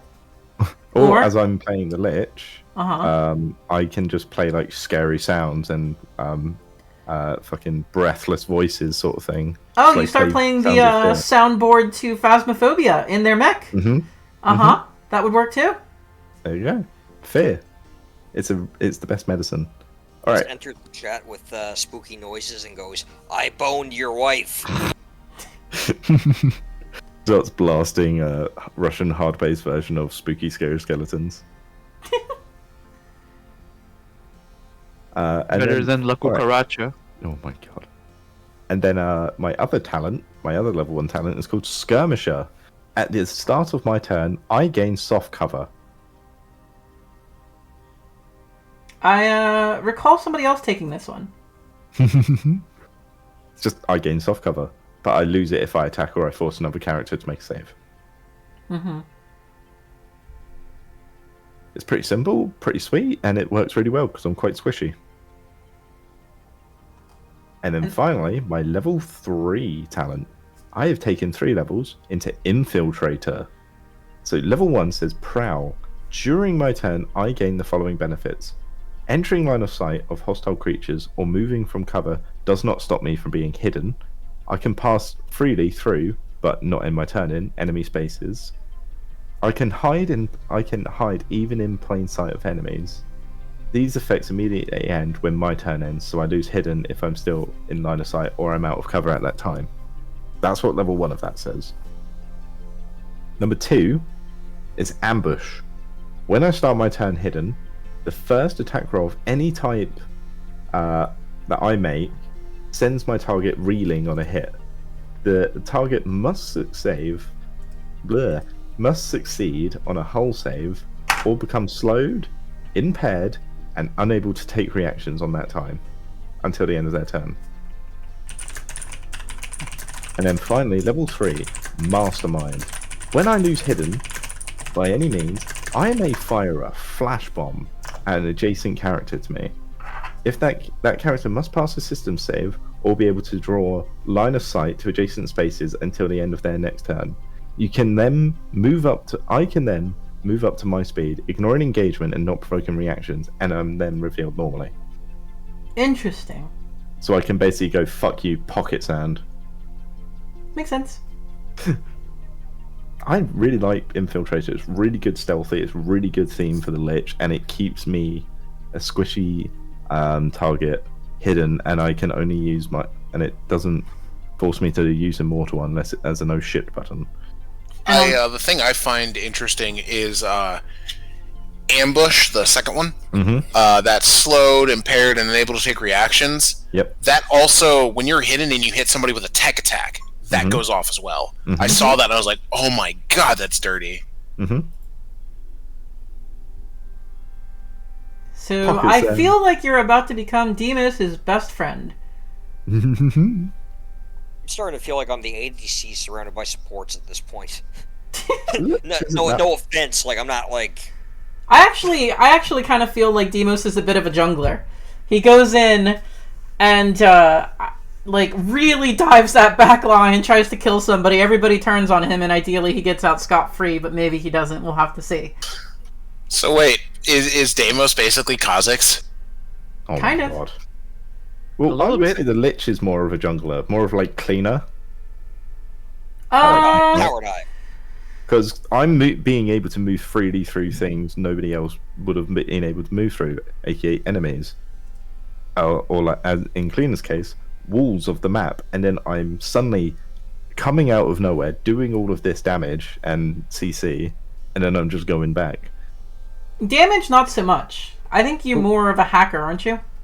Yeah, a bit, yeah. Well, I mean, +3 to attack, 14 defense. Think I'm a little bit of Kha'Zix and a little bit of Jax back when he still had dodge. He still got dodge. He still does have. It's just but that was when he had it as a percent instead of having to Oh. activate his ability. Oh, fuck. that makes That was sense. so fucking dumb. Yep. Anyway, Do we have any questions about Mortis? I can't even tell you don't die, because it sounds like dying is kind of the point. Here's what I'll say. When What? can I romance your character? Because Technically, we you're saying haven't a met lot yet. of things that I like to hear. are you fine with someone that has died 9 times? He is someone Can that's you hold died on 9 that? times. I feel like I mean, Demos it is makes somebody sense. who has There's- faced death 9 times at this point. Well, Imogen's actually died 9 times. Fair But enough. Lich keeps bringing her back. Yeah, it's like Deadpool. He just kills himself occasionally to go talk to Death and Didn't he try to Romance stick for a his little dick in bit. death? yeah. Deadpool cucks Thanos. That happened. Yep, that definitely did happen. So getting back on track real quick. Did we have any Sorry. questions we wanted to to ask Mortis? If not, I'm gonna go over some of the weaknesses I see, if So, that's okay with any you. questions for Mortis? Mm-mm.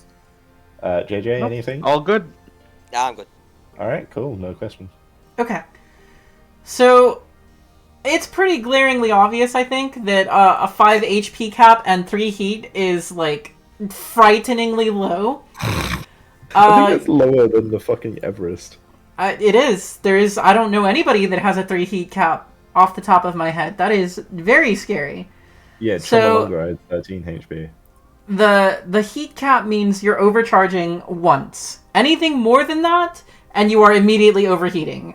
Sure, you could overcharge and pop your soul vessel, so you don't take that heat, but you still get the overcharge, and that's nice. But then you don't have your soul vessel to prevent damage this round, because it's once per round. And that's what I was getting at when we were talking about. You guys were like, "That's the sound of the DM going, oh shit." I was going, oh shit. I was going, oh shit, I hope she doesn't die, like all the way. And the reason I'm feeling that way is Soul Vessel is amazing. When you read it, being able to prevent literally anything once per round is great. Until you remember, it's once per round. So that first shot for 5 damage with 4 enemies, you deduct 0 and repositioned. You went back to your soul marker. Which, depending on how far away you drop your soul marker, that could be huge. You could be on the other side of the map. Maybe you're safe now. Maybe you're not at the other side of the map. Maybe you're only 6 squares away. And the enemies can close that gap. Or they have like a 15 range weapon. And so the next shot comes in for 5 damage. You just take that. We don't have any armor. And that 5 damage structures us immediately. And with heat, if you get hacked, hard to do. With 14 E defense, hard to do. But if you do get hacked, that's going to start building up really quickly. And it's going to change your mind really quickly about overcharging. So one of the strongest things that a lot of players can do is overcharge to get another free action for that round. I don't see Mortis doing that very often, so that's kind of a nerf in that everybody else will probably overcharge 3 to 4 times in a mission. Mortis might overcharge like twice. That's what I am predicting. And if they overcharge more than that, it's going to be at the risk of, I'm doing this knowing I am burning my soul vessel to not take this 1d6 plus 4 heat, but anything else that comes, I'm just taking it to the chin. So that's one of the glaring weaknesses that I'm seeing, is that we only stop one attack per round, and anything further, each attack might structure you. Each attack might overheat you. So that's a scary one. However, we do have the nice thing that maybe you don't care, because Immortal, once per combat, you just get to come back. But again, it's only once. So after that happens, we're going to be playing a lot more safe with our life. And in the next combat round, we are not going to be playing so crazy, because we've only got one structure, one stress. 5 repair cap is pretty nice, but again, I'm curious to see how it'll play out. I've never actually played with a Lich before, and I'm hoping that your enemies don't end up killing you. I'm hoping that this goes really well for you, because I do see Glitch Time, you're going to take something for a friend, and I'm assuming Soul Vessel, you're going to cancel it. Probably something like that, yeah. But then any further attacks that round just hit you. So that is the thing I am worried about personally. I'm hoping that we use those smoke launchers you're looking at to good effect, because having soft cover on everything is nice. And I know that the hide is nice as well, in that you cannot be directly targeted with anything. So that as a combo we'll see. That might be how you solve that problem. Hidden is a status effect that says, I cannot directly target you with anything. I can hit you with AoE, but I cannot directly target you. So if an enemy says, like, I know you're here in front of me, I know you're in this square, but I can't see you, they can't shoot you. So that 5 HP might go a lot farther with Hidden. We'll see. They can still template you. They can still hit you with AoE. But then immediately you're going to drop the flash bomb, run away. Might not be in range anymore, and don't take that hit after all. So Infiltrator might be what ends up making this build really come online. We'll see. I'm not sure. Or maybe I'm full of shit, and maybe the dice just love you, and you'll never take damage at all. You never know. The opposite has happened to Demos. I'm not Like gonna I lie. said, running gag. I'm not gonna lie as well. I read through the Lich's lore and shit like that. Like, I actually studied this mech because it was so cool to me. I don't think Horus built this mech. I think Horus merely obtained it.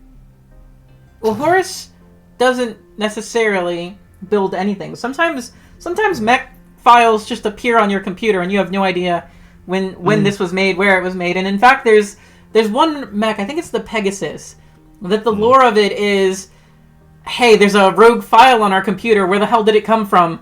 It has our signature on it. And they're like, what? We wrote this? It's like, yes, it checked every security check. We programmed this. It's our code. I didn't program this. What's the timestamp on it? Was this last month? Last year? I didn't code this. And they looked at the timestamp, and it was like 400 years in the future. It's like, oh, we coded this 400 years from now, but because it will exist at some point, it does exist now, I guess. Horus is very fucky, so the Lich might have a pretty similar situation going on. I fucking love Horus. I think Horus is hands down the best company, because they're just like, fuck it, we ball. I will not have fucking IPSN slander in my house. They are the best company. ISPN doesn't exist. Fuck you. So we're going to do one more mech real quick. I'm going to show you guys our rebuilt Argus, who is Chaos. Chaos has also redone his mech. He's got a new one by the name of Kaiser. That is this mech right here. Is his first name Maud? I don't know. Holy fuck balls. Yo, So- I am the God, he's danger. tankier than I am. Is it Baylor? This is the Vlad mech. Oh, yeah. I'll go over it very quickly, because I actually got the opportunity to talk about his mech with him. He couldn't be here today, but I will tell you a little bit about his mech on behalf of him for the players, so you know what your other allies are doing.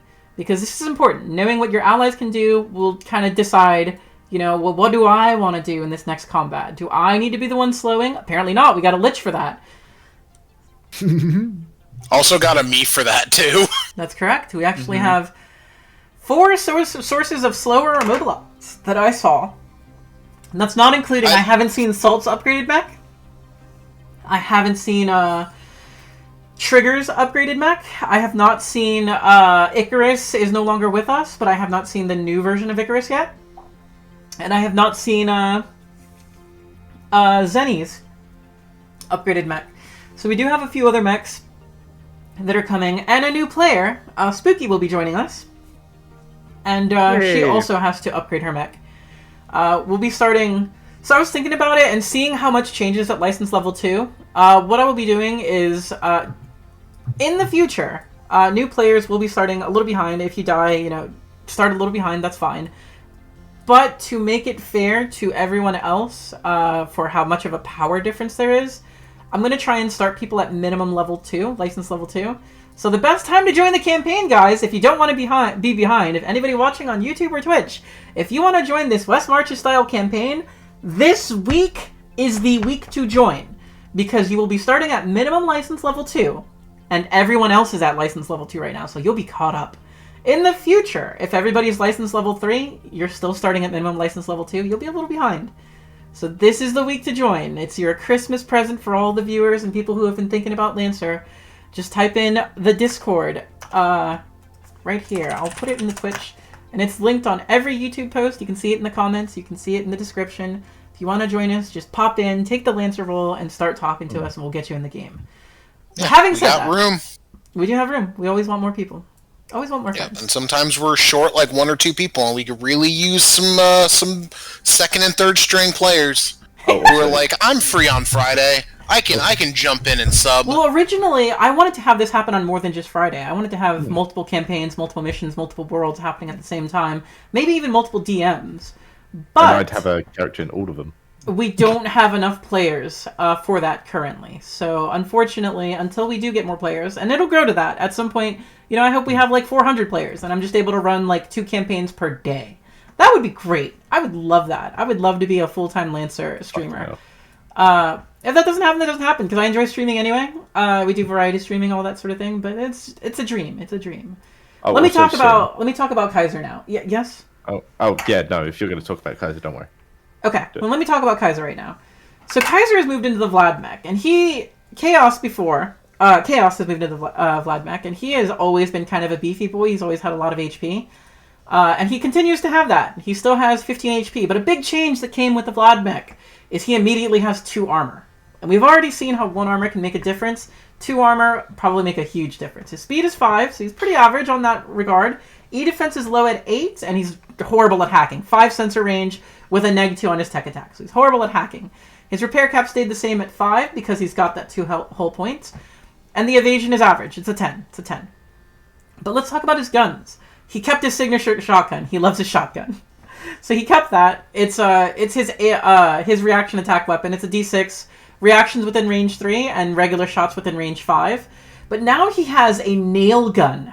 Literally a nail gun. A mech-sized nail gun. Just imagine a bolt.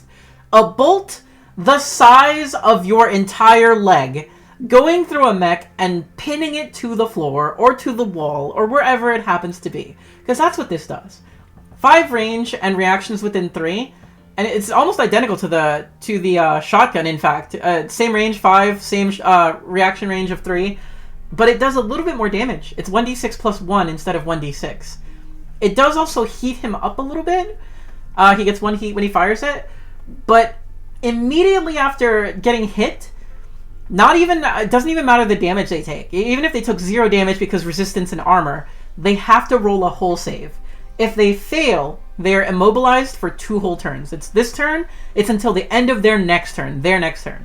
So that immobilized does still proc Vini Vidi Vici on Demas, if I remember correctly. So this is very short range, and I'm gonna keep repeating that. Kaiser wants to get in. His shotgun is range 5 with reactions in 3. His Impaler nail gun is range 5 with reactions in 3. And then he has an impact lance, which is just a giant fuck you lance. You can see it in his hands. He's holding it with 2 different weapons or 2 different hands here.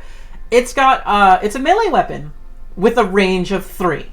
So he can swing this opportunity attacks all around him in the same range as a shotgun. It's 1d6 damage, doesn't have armor piercing or anything. It's energy damage. But you also attack all characters in a line between you and your target, taking 1 heat for each target beyond the first. So if we can get everybody in a line for a shish kebab, he can just pierce right through and hit 3 guys because it's got that 3 range. So He's looking to nail people to the floor and start kebabbing them. Ideally, he's moving around the battlefield, helping with those immobilizations to cause people to be in that line so that he can then kebab them. He did take Jericho cover, because it's always good to, if you're going to be in the front line, it's always good to have cover. The personalizations for a little bit of extra HP. He took the custom paint job, that way he can maybe survive his first structure. But the big new one on his system points is the call trip launcher. He makes a blast one area within range 5 that have explosive call traps. It's difficult terrain for the rest of the scene, which means anybody in that terrain counts as slowed. So they don't have... I gotta double check. I don't think they have the slowed keyword, but they count as moving slow, as if they were slowed. I'll double check on that one for you, because I know that's important for Deimos. And mechs take 1d3 armor piercing damage when they enter that area or end their round in that area. So that's the call trap. So he's looking to pin people to the floor, call trap them, and then start skewering them. That's his weapons and his new systems. In addition to that, when the Vlad inflicts immobilize, so that nail gun we were talking about, they're also shredded. They immediately lose all armor and resistance to damage. So that nail gun now, it immobilizes and tells you this is the guy to hit. I've pinned him to the cross. Crucify him. The Shrike armor he gets is his other passive. Anybody within range 3, which by the way, if you remember, all of his weapons are range 3 for their threat range. Anybody who hits him doesn't even need to necessarily land the hit. When they attack him, his armor just fires a spike at them and they take 1 armor-piercing kinetic damage. So he was... Chaos Rico in the Discord server was telling people, I am the danger. His core power is Tormentor Spines. For the rest of combat, he gets resistance to all damage within range 3. So he's only taking half damage, and then he's got that 2 armor, so he becomes super tanky. And that armor spike that fires out within range 3 earlier, it no longer does 1 damage. It now does 3, and it's still armor piercing. So he wants to pin people down and keep them there. This is your friendly BDSM murderer, is what I'm looking at here. Did you mention dismemberment? I went up to go. I did. Okay, just making sure, because dismemberment is fucking huge. Mm-hmm. You missed the line I used was, he puts the man on the cross, crucify him. Because that's really what it does. Put that man in a hearse. His talents are Shield of Blades. As long as he's in melee with somebody, as long as he's engaged, then him and all allies gain soft cover. In addition, he's not going to get difficulty from being engaged, so he'll be firing his nail gun into melee combat with no problems. In addition to that, he took Handshake Etiquette. He'll be gaining +1 accuracy with that nail gun and with his shotgun while he's within range 3. He did take... wait, I think this is wrong. I think he got rid of Executioner. I think that was from before. I'll have to double check with him because he should only have 4 talents here, and I'm seeing quite a few. I think he took Leader as well. Actually, you know what? I can check on ComCon. I have his character sheet. Let me do that right now. I can. If I were to take a guess, he definitely got rid of Backswing. So he has gotten rid of Backswing Cut. That is correct. I will delete that right now. That is gone. And he did keep Handshake Etiquette. He did keep Combined Arms level 2. He has Leader, and he does have Brutal. So, Leader is the one where you issue an order to a friend, and they're going to get a d6 to do what you tell them. So that earlier thing of I've pinned him to the floor, he's shredded, hit him, is also going to give you a d6 to hit that shredded target. I think that's part of his plan. In addition to that, anytime he rolls a nat 20, he doesn't even roll damage. It's just maximum damage. Normally, when you crit in this game, which is any roll of a 20, after bonuses, it doesn't have to be a nat 20, after bonuses, if you hit a 20, you roll damage twice and choose the highest. So if it's like 2d6 damage, you'll roll 2d6, then roll another 2d6. Whichever of those was higher, use that one. But with Predator, on a nat 20, don't roll at all. It's max damage.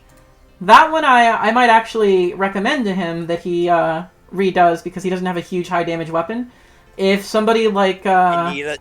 Striker were to take that on a nat 20, that 4d6 or potentially 5d6 in the danger zone just becomes 30 damage. But when you're only rolling 1d6, it doesn't matter quite as much. So that one, I'm gonna talk to him and see if he wants to keep that one, because he may want to rethink that one. I'm not sure. It is his mech, and if he likes Predator, I'm gonna leave him with Predator. But I am trying to help. I'm trying to help a little bit with some of the newer players who don't know the system quite as much. So Kaiser's plan, now that we've gone over all of his new abilities, his new mech, all that sort of thing, is get me in there. Unfortunately, he is not the fastest. He does have a speed of 5, and he doesn't have any way to do extra movement or anything like that other than using another action as a boost. So he's like, get me in, I'll pin them down, and you will finish them. That is what his mech is looking like. Honestly, it's something we kind of needed, because we're good at having people being slowed so they can't get to us, but that also is a detriment as well, because if we have a lot of melee dudes, that means they're not coming closer to us, so we have to waste our time getting to them. So immobilizing them makes that slightly easier, because they could get to us, and then he just thunk. Alright, I'm walking away, you guys punch him in the face. Yeah. That's exactly how that works. Let me check something real quick, because I just reset this, and hopefully this has updated.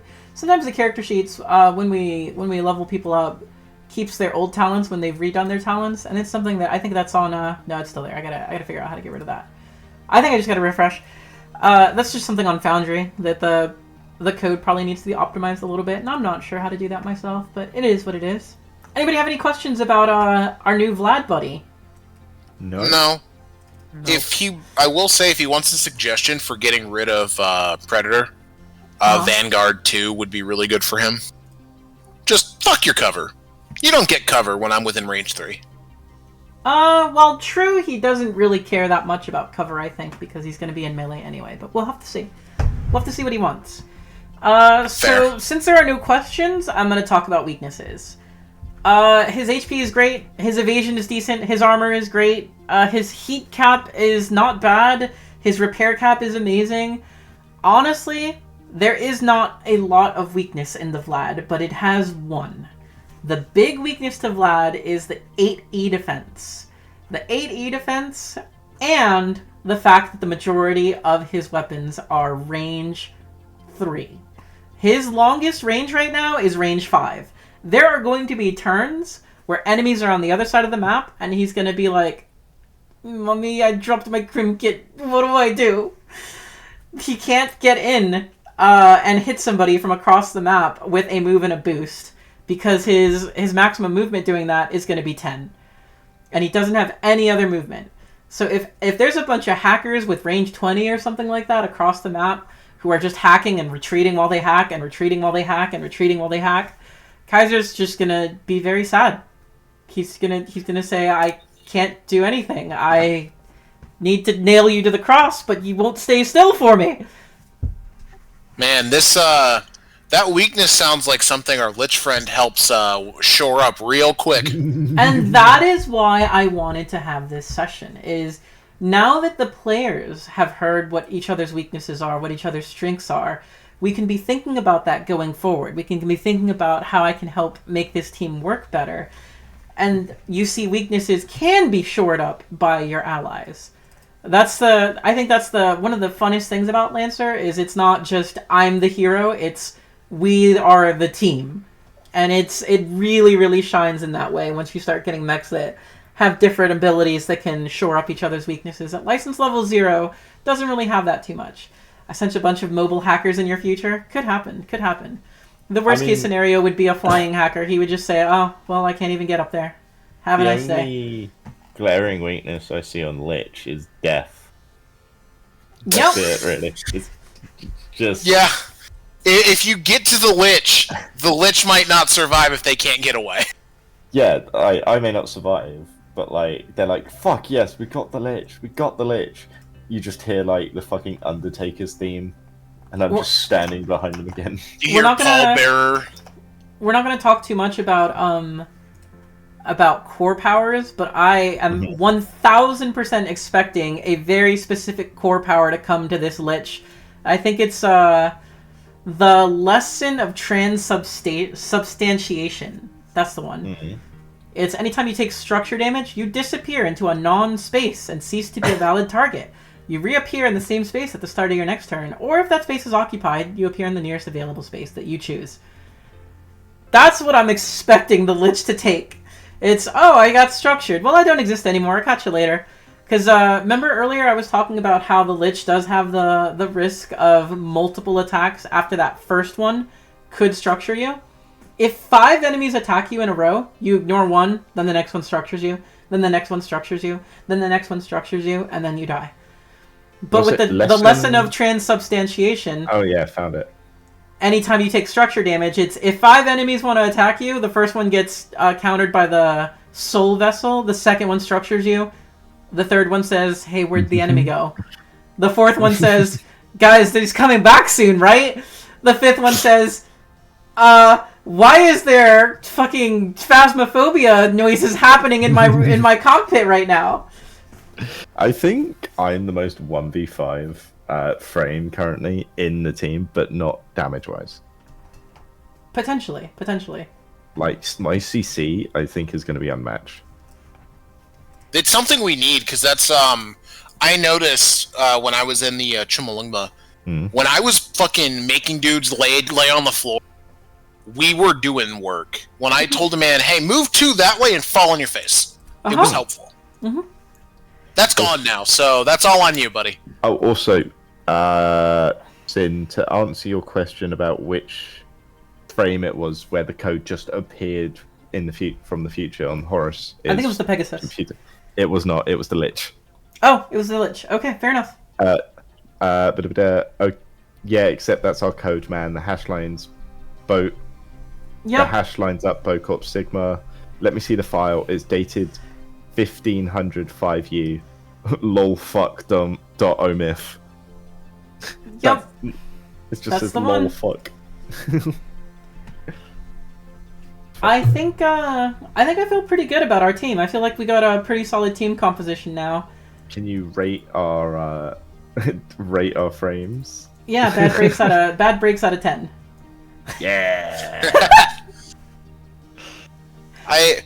I like the new look too. I like how everybody's in kind of a better looking mech. Because Yeah, like alright. a lot of our early mechs looked a little pieced together, hodgepodge. Now it looks cooler. I mean, My yeah, favorite's like, the one yeah. in the middle. Yeah. Oh yeah, that one right there. Yeah, Yep. it's just the Lich. That's the Lich mech now. That's just amazing. Then I will sort it out with you whenever you're free. Sure. I think we're at a pretty good stopping point, and I hope that those of you watching have learned a little bit about the different frames and how they can work together, and some of their weaknesses, and how different frames in a unit can cover those weaknesses. I don't have any weaknesses, but understandable. Of course. So having said that, I think this is a pretty good point to say I am hungry, and unless we have anything else we want to talk about, good to end stream. Good to say goodbye to the crew. Yep. Bye, crew. Y'all have a wonderful Goodbye, evening, crew. crew. And one Don't more turn around time, at if night. you would like to join us, it is literally discord.gg/synpai, spelled with 2 P's, SYNPPAI. There's no funky long Discord name or anything like that. The invite link is literally discord.gg/SYNPPAI, and we will make you a PP. character and get you in a game as fast as we can. PP. Y'all have a wonderful evening, guys, and keep on lancing. Yeah. Goodbye, everybody. I'm lancing with children. Bye.